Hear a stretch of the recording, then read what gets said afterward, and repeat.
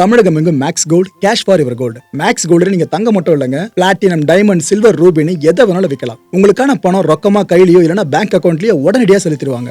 Market மதிப்பை விட 100 ரூபாய் ஒரு கிராமுக்கு உங்களுக்கு கூடுதலாக கிடைக்கும். தமிழ்நாடு முழுக்க டோர் ஸ்டெப் சர்வீஸும் இவங்க ப்ரொவைட் பண்றாங்க. உங்களுக்கு கோல்ட விற்கணும்னு அதுக்கு ஒரே ஒரு பெஸ்ட் பிளேஸ் மேக்ஸ் கோல்டு தான். கால் 04445454545. வணக்கம்.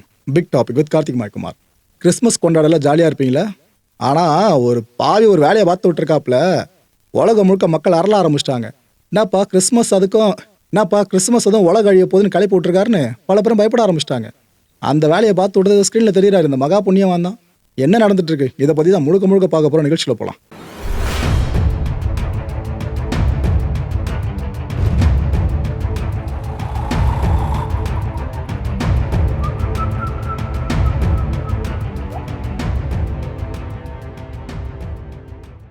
இந்த ஸ்க்ரீனில் தெரிகிற பர்சன் பேர் எபோ நோவா, இல்லைனா இவருக்கு முந்தைய பேர் இன்னொன்று இருந்துச்சு, எபோ ஜீசஸ்னு சொல்லிட்டு.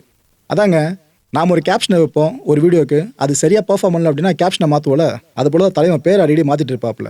எபோன்றது எப்போவுமே இருக்கும் இயற்பெயராக, ஆனால் பின்னாடி வர்ற புனைப்பேருக்கு பாருங்கள், நோவா, ஜீசஸ், இது மட்டும் மாறிக்கிட்டே இருக்கும். இதை பேரை வச்சு நீங்கள் புரிஞ்சிக்கலாம் தலைவன் எவ்வளோ பெரிய கோளாறு அப்படின்னு சொல்லிட்டு. இந்த கானா இருக்குல்ல, அந்த நாட்டில் ஒரு பெரிய மத போதகராக தன்னை நினச்சி வாழ்ந்துக்கிட்டு இருக்க ஒரு பர்சன் தான் இவர். இவரோட வீடியோ சில மாதங்களுக்கு முன்னாடி செம வைரல். எங்கே பார்த்தாலும் இன்ஸ்டாகிராமில், யூடியூப்ல, ஏன் டிக்டாக் எடுத்துங்க, இங்கே நம்மளுக்கு பேண்டு, ஆனால் வெளிநாடுகள் இருக்குல்ல அங்கே செம ட்ரெண்டிங்கு தலைவனோட வீடியோ. என்னன்னா, இந்த படகு இருக்குல்ல, அதை பெருசாக நம்ம உருவாக்கணும் எப்படிங்க இருக்கும். நம்ம படிச்சிருக்க கதை ஞாபகம் இருக்கா? நோவா படகு. கிட்டத்தட்ட அந்த கான்செப்டில் ஒரு படகு அவர் உருவாக்கிட்டு இருக்காரு. ஒன்றும் இல்லை, 10 படகு உருவாக்குறதான் தலைவனோட ஐடியாவே. ஒன்று ராட்சத லெவலுக்கு இருக்குது அந்த படகுகள்லாம். இதை பேஸ் பண்ணி தான் ஒரு மேட்ரு அவர் சொல்லியிருக்காரு. யாருமே போய் கேட்கல எதுக்கு ஏதை உருவாக்குறீங்கன்ட்டு. ஆனால் தலைவன் வாலண்டியராக சொல்லணும்ல, சொல்லி வீடியோ மேலே வீடியோ போட்டுக்கிட்டே இருக்காப்புல. என்னவாமா, கடவுள் அவர்கிட்ட பேசினாராம். பேசும்போது என்ன சொன்னாராமா, இது போல் வர்ற 25ஆம் தேதிப்பா, ரொம்ப நாளாக இல்லை, இந்த கிறிஸ்மஸ் அதை தான் மென்ஷன் பண்ணியிருக்காப்லையா, வர 25ஆம் தேதி மழை இந்த உலகத்தில் பெய்ய ஆரம்பிக்கும். ஒரு நாடு 2 நாடு கிடையாது, எல்லா நாடுகளையும் மழை பொழந்து கட்டும். இந்த மழை 4 வருஷங்களுக்கு நிற்காம பெய்யும். ஒரு செகண்ட் கூட நிற்காதான், 4 வருஷம் தொடர்ந்து பெய்யுமா.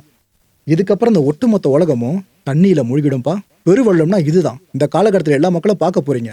இந்த எண்ட் டைம்ஸ்ன்னு சொல்லுவாங்கள்ல, அந்த நாள் இதுன்னு அந்த மனுஷன் ஆழமாக நம்புறாராம்.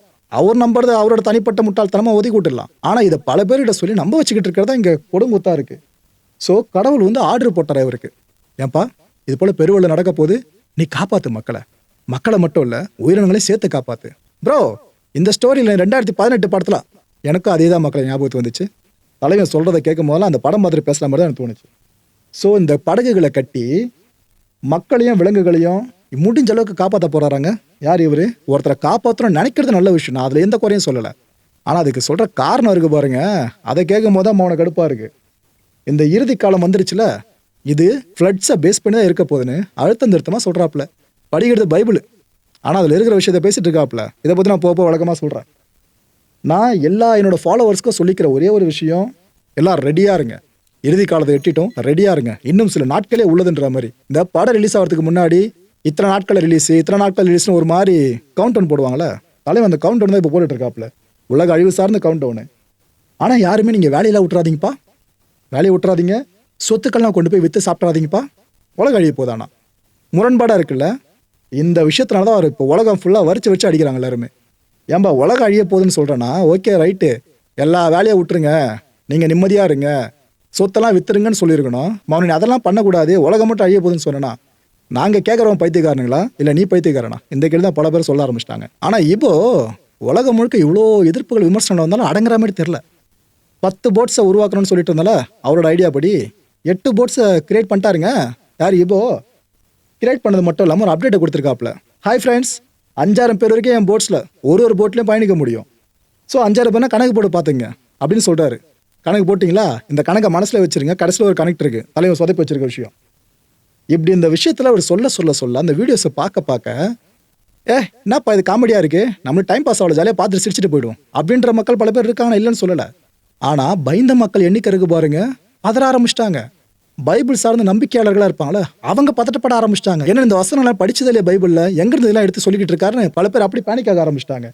அதுவும் டிபேட்டுங்க, லோக்கலில் ஆரம்பித்து இன்டர்நேஷ்னல் வரைக்கும் டிபேட்டு பயங்கரமாக போய்கிட்டு இருக்கு. அங்கேயும் லோக்கலில் இன்ஃப்ளூயன்சர்ஸ் இருப்பாங்களே, தலைவனை வச்சு இன்டர்வியூ எடுக்க ஆரம்பிச்சிட்டாங்க. என்ன இது போல் சொல்கிறீங்க, எத்தனை போட்ஸ், என்ன ஆக போகுது, எவ்வளோ மழைன்ற மாதிரிலாம் கேட்க ஆரம்பிச்சிட்டாங்க. தலைவன் சளைக்கவே இல்லையே, எல்லா சேனலுக்கும் உட்காந்து பேட்டி மேலே பேட்டியாக கொடுத்துக்கிட்டு இருக்காப்புல. இன்னொரு தலைவலி என்னன்னா, சமீப காலமாக நிறைய ஃப்ளட்ஸ் ஏற்பட்டு இருக்குல்ல, அமெரிக்காவுக்கு ஏற்பட்டிருக்க நிலைமையே உங்களுக்கு தெரிஞ்சிருக்கும்னு நினைக்கிறேன். அந்த ஃப்ளட் ஈவெண்ட்ஸ் எல்லாத்தையுமே மக்கள் இந்த எபோ சொன்ன விஷயத்தோடு கனெக்ட் பண்ண ஆரம்பிச்சிட்டாங்க. நல்ல விஷயங்களோட கனெக்ட் பண்ணுறது வேற, அசமாக போகிற இந்த விஷயத்தோட கனெக்ட் பண்ணி பார்த்துட்டாங்க. பார்த்தீங்களா என்னத்தை சொல்கிறதோ. ஏன் ப்ரோ இப்போ இதை பற்றி இவ்வளோ தூரம் ஆதங்கமாக பேசுகிறீங்கன்னு கேட்டிங்கன்னா, நம்ம ஜிம்மில் ஒரு ட்ரைனர் இருக்காப்புல, அவர் கிறிஸ்டியன் தான், பேர் யாபேஷ்னு. தலைவன் வந்து ஒரு விஷயம் என்கிட்ட சொன்னார். ஆனால் இது போல் சொல்கிறாங்கன்னா அந்த இப்போ என்னன்னா அவன் நிறைய பேர் முட்டாளாக்கிட்டு இருக்கான்னு தலைவன் ஆதங்கப்பட்டாப்புல. அந்த ஆதங்கத்தை பார்க்குறப்ப தெரிஞ்சது, ஓகே உண்மையிலேயே பைபிள் வாசிப்பாளர்களுக்கு எந்த அளவுக்கு இதெல்லாம் பார்த்து ஆதங்கம் ஏற்படும், அந்த ஊழியக்காரங்க மனசு எவ்வளோ தூரம் கஷ்டப்படும், இவங்களுக்கு ஒரு கிளாரிட்டி கொடுக்கணுன்றதுனால தான் இந்த கான்டென்ட் எடுத்துக்க மக்களே. இந்த கான்டென்ட் கிரெடிட்டை யாபேஷுக்கு கொடுத்துடலாம். ஓகே, இந்த இபோ சொன்ன விஷயங்கள்ல இருக்க ஃபேக்ட் என்ன, அதை பற்றி இப்போ தெளிவாக சொல்லிட்டுமா? இபோ சொன்னதில் 1% கூட உண்மை கிடையாது. ஒன்று சயின்டிஃபிக் ப்ரூஃப்னு ஒன்று இருக்கணும், அப்படி அது இல்லையா இந்த ரிலீஜியஸ் பேக்கிங்னு ஒன்று இருக்கணும். ரெண்டுமே கிடையாது. ஒரு ஆஸ்ட்ராலஜி சார்ந்தோ அப்படி இல்லைனா ஒரு ப்ராஃபஸி சார்ந்தோ நாம் இந்த சயின்டிஃபிக் ப்ரூஃபை எதிர்பார்க்கறது முட்டாள்தனம் தான். நான் இல்லைன்னு சொல்லலை, ஓகேவா. அந்த நம்பிக்கையாளர்களுக்கு அது ஒரு முட்டாள்தனமாக தான் தெரியும். அட்லீஸ்ட் அந்த மார்க்கம் சார்ந்தாச்சும் சில குறிப்புகள் இருக்கணும்ல. அதிலே குறிப்பிடாத விஷயத்த ஒருத்தர் வந்து சொல்கிறாருன்னா கடவுளுக்கு மேலேயான்னு அவங்க. இந்த கிளாரிட்டி தான் மக்களுக்கு வேணுன்றாங்க. கடவுள் ஒன்று தான், கடவுள் பேரை சொல்கிற எல்லாரும் கடவுளாக மாறிட மாட்டாங்க. இந்த ஈபோ நான் மட்டும் இல்லை, உலகம் முழுக்க யார் என்ன சொன்னாலும் ஈபோ போட்டு கட்டுற வேலையை மட்டும் விடுற மாதிரியே தெரில, கட்டிக்கிட்டே இருக்காப்புல.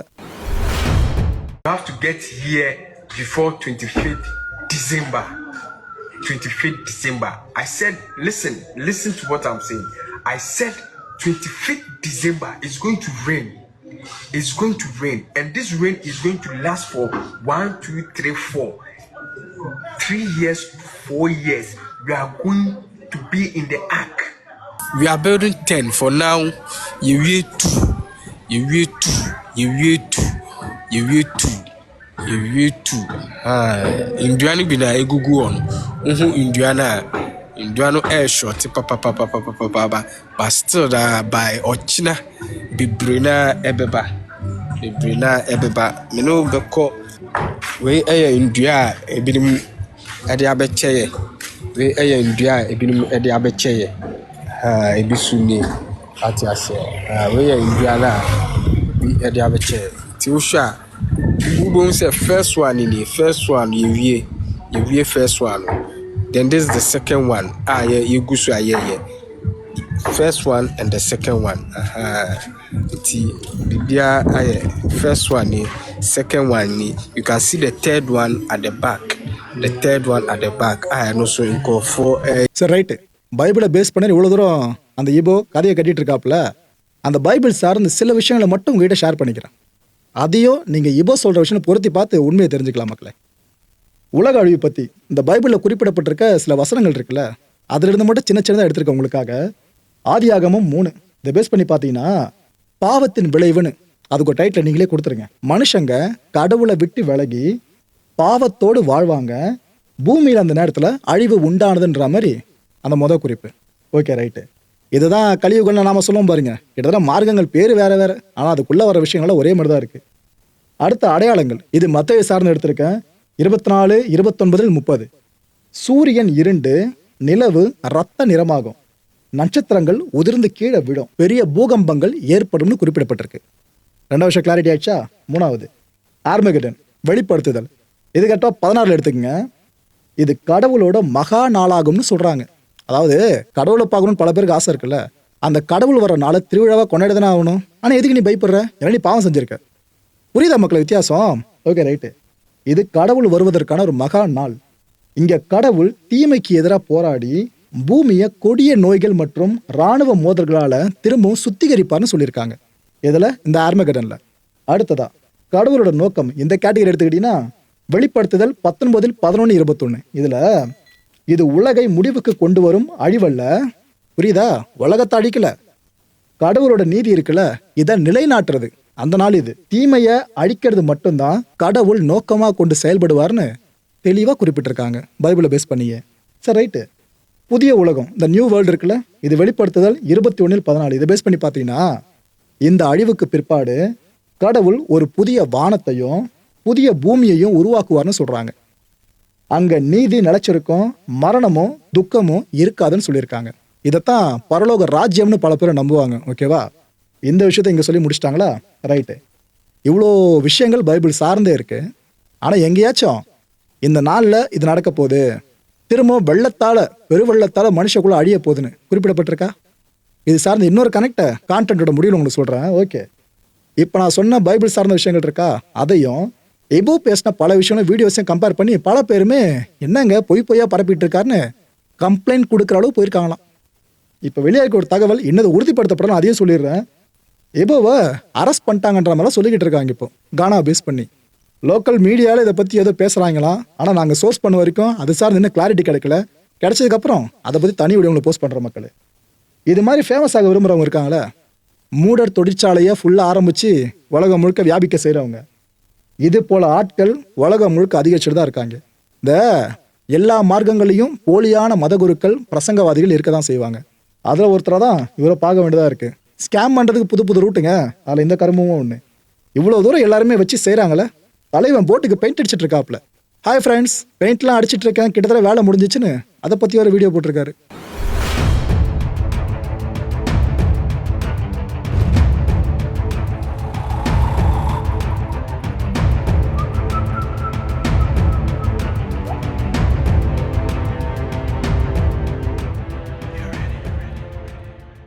இந்த எபோ கிட்ட லோக்கல் இன்ஃப்ளூயன்சர்ஸ் சில பேர்லாம் இன்டர்வியூ எடுத்தாங்கன்னு சொன்னல, அதில் ஒரு இன்டர்வியூவில் என்ன தெரியுமா வளரி இருப்பாரு, அவரோட போட் இருக்குல்ல, கிட்டத்தட்ட 60 மில்லியன் பேரை சுமக்கிற திறன் கொண்டு சொல்லியிருக்காரு.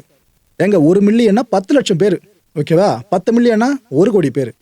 600 மில்லியன்னா எத்தனை கோடி பேர் எங்களே யோசிச்சு பாருங்க. அந்த இன்டர்வியூவில் அவர் என்ன சொல்லியிருக்காரு, என் போட்டில் 600 மில்லியன் மக்களை என்னால் காப்பாற்ற முடியும்னு சொல்லியிருக்காப்புல. ஏற்ற முடியுமா அவ்வளோ பேரை? அந்தளவுக்கு கெப்பாசிட்டி என் போட்டு. மக்களே 1 மில்லியன்னாலே 10 லட்சம் பேர், 10 மில்லியன்னா 1 கோடி பேர்.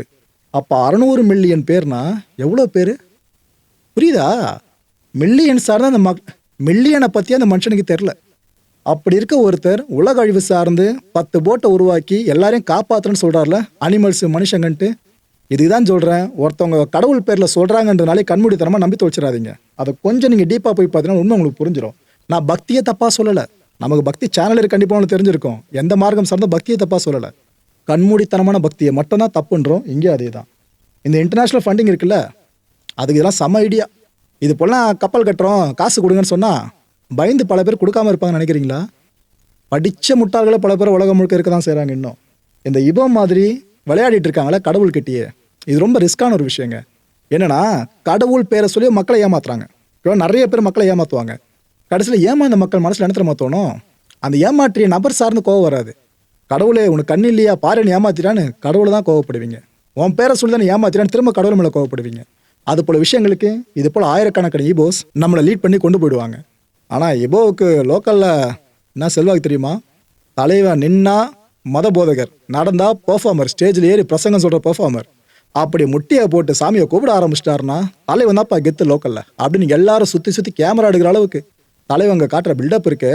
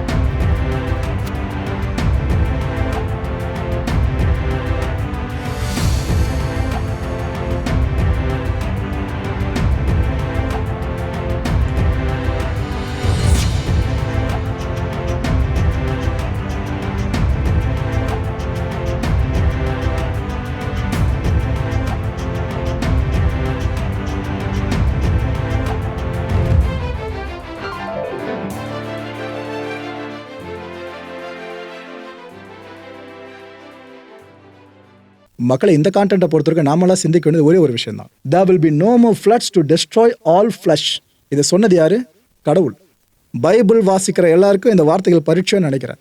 அதாவது இன்னொரு பெருவெள்ளத்தை ஏற்படுத்தி மனித உயிர்களை, இங்க இருக்க உயிர்களுக்கு பாதிப்பு ஏற்படாதுன்னு கடவுள் சொல்லியிருக்கிறதா குறிப்பிடப்பட்டிருக்கு. ஸோ வெள்ளத்தினால தான் மனுஷ உயிருக்கு அப்புறம் அழியும், உலகம் அழியும் அப்படின்ற விஷயம் கடவுளாலேயே குறிப்பிடப்படலை.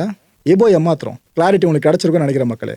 ஸோ இந்த கர்மாந்திரம் பிடிச்ச வீடியோலாம் நிறைய பார்த்து இந்த எபோ போகிற போட் சார்ந்த வீடியோ இருக்குல்ல அதெல்லாம் பார்த்து நீங்கள் பயந்து தொலைக்காம கிறிஸ்மஸை ஜாலியாக செலிப்ரேட் பண்ணதை பற்றி மட்டும் யோசிங்க. அனைவருக்கும் முன்கூட்டியே கிறிஸ்மஸ் நல்வாழ்த்துக்களை சொல்லிடுறேன். அடுத்த நிகழ்ச்சி சந்திக்கலாம். நன்றி, வணக்கம். தமிழகம் எங்கும் Max Gold, cash for your gold. Max Gold நீங்க தங்க மட்டும் இல்லைங்க, பிளாட்டினம், டைமண்ட், சில்வர், ரூபினி எதை வேணாலும் விற்கலாம். உங்களுக்கான பணம் ரொக்கமா கையிலயோ இல்லைன்னா பேங்க் அக்கௌண்ட்லயோ உடனடியாக செலுத்திடுவாங்க. மார்க்கெட் மதிப்பை விட 100 ரூபாய் ஒரு கிராமுக்கு உங்களுக்கு கூடுதலாக கிடைக்கும். தமிழ்நாடு முழுக்க டோர் ஸ்டெப் சர்வீஸை இவங்க ப்ரொவைட் பண்றாங்க. உங்களுக்கு கோல்டை விற்கணும்னு அதுக்கு ஒரே ஒரு பெஸ்ட் பிளேஸ் மேக்ஸ் கோல்டு தான். கால் 04445454545. என் அன்பார்ந்த மாயம் ஸ்டுடியோஸ் நேயர்களே, மாயம் பக்தின்னு ஆன்மீகத்துக்காக பிரத்யேகமாக ஒரு சேனலை கொண்டு வந்திருக்கோம். மறக்காம சப்ஸ்கிரைப் பண்ணி அந்த சேனலுக்கு உங்களோட ஆதரவை மனப்பூர்வமாக தெரிவிங்க. வணக்கம் மாயம் ஸ்டுடியோஸ் நண்பர்களே. மாயம் ட்ரெண்ட்ஸ் அப்படின்ற ஒரு புதிய ஃபேஸ்புக் பேஜை ஓப்பன் பண்ணியிருக்கோம். நீங்கள் யூடியூப்பில் பார்த்துட்டு இருக்கீங்களா நம்மளோட கான்டென்ட்ஸ்லாம். இதெல்லாம் விட ஒரு படி மேலே ரொம்ப கிறிஸ்பாகவும் ரொம்ப சூப்பராகவும் நிறைய கான்டென்ட்ஸ் உங்களுக்கு இந்த பேஜில் காத்துட்ருக்குங்க. ஸோ உடனடியாக ஃபேஸ்புக் பிளாட்ஃபார்ம் போங்க, மாயம் ட்ரெண்ட்ஸ்னு டைப் பண்ணி சர்ச் பண்ணி நம்ம பேஜை ஃபாலோ பண்ணுங்கள். அப்படியே நம்ம சேனலையும் நீங்கள் சப்ஸ்கிரைப் பண்ணிட்டீங்க அப்படின்னா இன்னும் நிறைய புது கான்டென்ட்ஸை உங்களுக்காக ப்ரொடியூஸ் பண்ணி கொடுத்துக்கிட்டே இருப்பாங்க. நீங்கள் பண்ணுற ஒவ்வொரு சப்ஸ்கிரிப்ஷனும் எங்களுக்கு பெரிய மோட்டிவேஷனாக அமையும்.